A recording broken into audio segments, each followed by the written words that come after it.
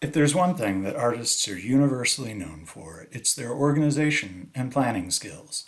Say what you will about Vincent van Gogh, but the man could hit his fourth quarter earnings projections. When you graduate, you won't have a scary professor yelling at you about deadlines, which means that it becomes really easy to miss a lot of deadline and to not move forward with your artistic goals. As part of this strategic planning project, I want you to actually sit and think about what it is that you would like to do as an artist. You're going to identify long-term strategic objectives. These are the things that you would like to get to in 3 to 5, maybe even 10 years, but you're not quite sure how you're going to get there. Then we're going to break that out into shorter term goals, things that can happen in the next year or so. We're going to make sure that those goals are things that we can work towards rather than wishes by making sure that our goals are smart. We'll then break those down further into the tiny little action steps that we actually know how to do, and we're going to put those on a calendar. We're going to make sure that we check in and readjust as needed as things change and new opportunities present themselves. First thing, we want to come up with 5 art-based strategic objectives. These are the kinds of things that you're going to be working towards. Do you want to go to grad school? Do you want to show in galleries, or do you want to work for commission? Do you want to apply for grants, or do you want to get a teaching job? These aren't mutually exclusive, but you want to think about what it is that you are able to do now and what it is that you would like to be able to do in the future. Having watched the graduation video with Neil Gaiman, this is us defining our mountain. What is it that we are hoping to move towards? And we can use these strategic objectives to evaluate whether an opportunity is one we want to pursue or not.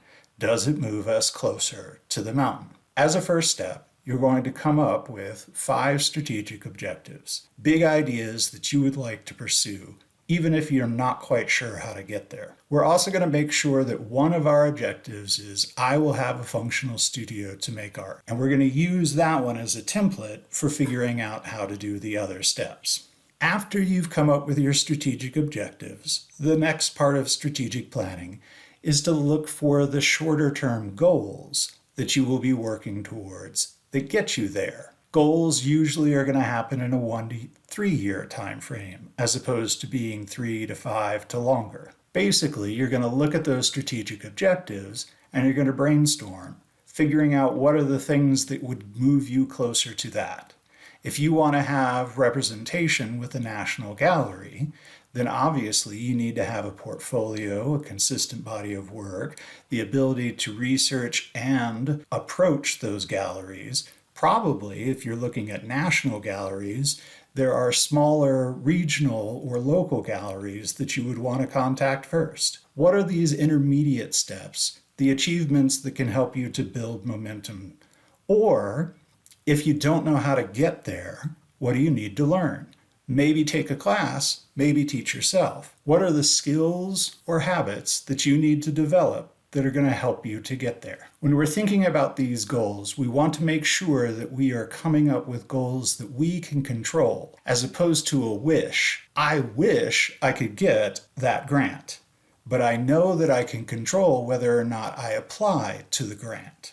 One way to think about this is to actually build in rejection. Some artists will create their goal to achieve 100 rejections or 50 rejections for various applications, because then they know they have to keep applying. You never really know whether you're going to get that thing that you apply for. You can do your research and you can apply for things for which you're a good fit, but you never really know if you're going to get it. However, you do know whether or not you're going to apply for it. We also want to make sure that we're starting our goal with a verb. What is the thing you're going to do? Not the thing you are hoping for. That's an outcome, that's a wish. We know that our goals are things that we control and can actually achieve. We are going to make sure that our goals are SMART. We stole this acronym from business, and actually they can't decide on what all the letters stand for, so you might see some variation. We're going with specific. We want it to be a defined thing that we are actually doing. Research 5 galleries by next Tuesday, looking online at their websites and application procedures. We want it to be measurable, usually with a number. so that we are defining what it is that we are going to do.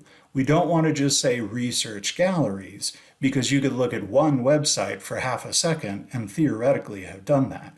We want to make sure that we are giving ourselves a target. If I apply for 5 things, but my goal was to apply for 10 things, I need to get busy. We want it to be attainable in the sense that it is something that we can actually do. Notice how this will play in with the wish thing. My goal is not to get the grant. My goal is to apply for the grant. We want it to be relevant. This is going back to, is it moving us closer to the mountain? Are we working towards our strategic objectives? And this one's crucial, we want it to be time-bound. You have to give yourself a deadline. Because if you just make it, I should do this thing someday maybe, then it tends to not happen. It was nice having the end of a semester act as a hard deadline. Once you graduate, you don't have that luxury. And even for those applications that do have a deadline, get into the habit of lying to yourself. If the application is due on the 1st, make sure that you put it in your calendar as something you're going to do the 15th of the month before. Next, we're going to break those goals even further, because strategic objectives are too big to get our head around. And often, the goals that lead to them are still bigger than we can do in a week. We're going to identify the small steps that we can do today, or at least in the next 6 months. So if my objective is to have representation in a national gallery, and my goal is to apply to 6 galleries by the end of the month, then an action step would be things like getting my portfolio together, writing the cover letters, photographing the artwork for the portfolio, and all the little steps that go in between. I can't do them all at once, so go ahead and plan to put them on your calendar. We're going to make those intimidating and lofty goals seem possible by breaking them down into small little chunks that I can actually handle. Take your upcoming capstone show. What do you need to do to make sure that that's a success? Obviously, the first step is to have good work, but you also have to organize the opening, you have to secure the venue, you have to make sure all the work is ready to go, you have to make title cards. There's a lot of little things, none of which are impossible or even all that difficult. Well, maybe making the work is difficult, but you know how to do these things. You just have to make sure that you do them. And then we want to make sure that you are also scheduling progress checks. Your strategic objective might include something that won't be relevant to your life in another 3 years. Things are going to happen, and your life is just going to get more complicated. So make sure that you check in and reevaluate. Prioritizing some things over others is not failure, it's common sense. Remember, one of your strategic objectives will be, I will have a functional studio to make art. We'll talk about how to break that down into smaller goals and action steps in another video. What we want is not to write out a binding magical contract, but to ensure that we keep going, we continue to make the work, and we continue to find an audience for it. Because it's all on us once we graduate.